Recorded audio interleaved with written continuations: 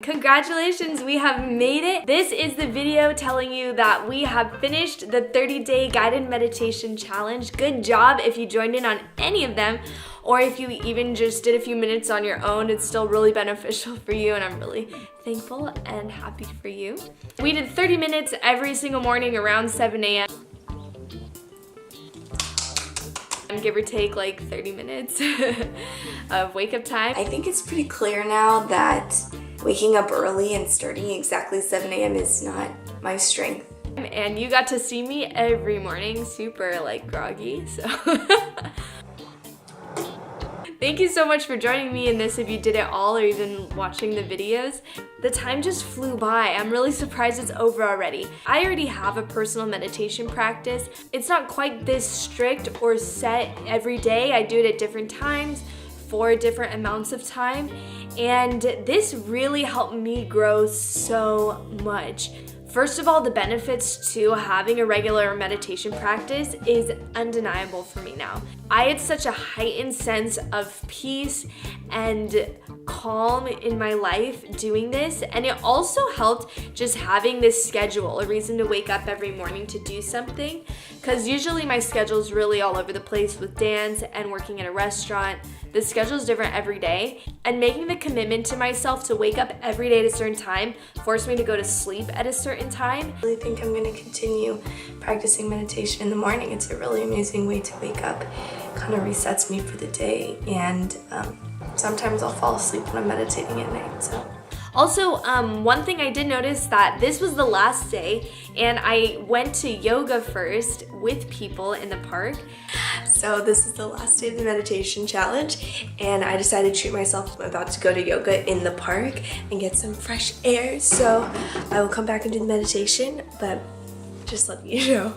Because I usually practice yoga by myself and have a really personal time, but I decided to go practice with other people, and I got such a dopamine rush, at least that's what I think it was. Just being around people and having that connection, I got really stimulated and energized.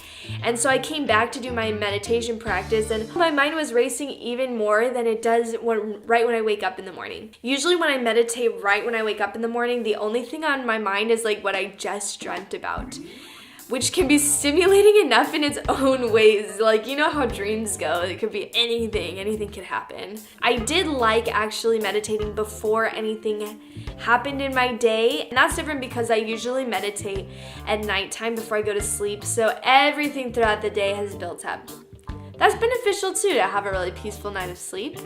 I think in the future I would really love to have a set practice morning and evening and be really set in my sleep schedule too. So another thing that I'm really surprised about actually is I hold so much tension in my chest area, right in my heart chakra, and I get this really sore pain in my upper back about like 10 to 15 minutes into meditation. Usually I'm kind of just, I start getting distracted then, and then my mind starts really wandering, and then I really start checking out, and within 20 minutes I'm usually done. So this challenge pushed me, and it caused me to sit with these sensations, and now when I'm sitting for 30 minutes, that pain is nearly gone because I breathed through it. I had breathed in through it. Brethren, I breathed through it, and it really has helped to change my posture a little bit and to be more aware of my breathing habits and my holding pattern. Some weird things that came up while doing it was the act of filming myself was very strange for me. I found myself dealing with feelings of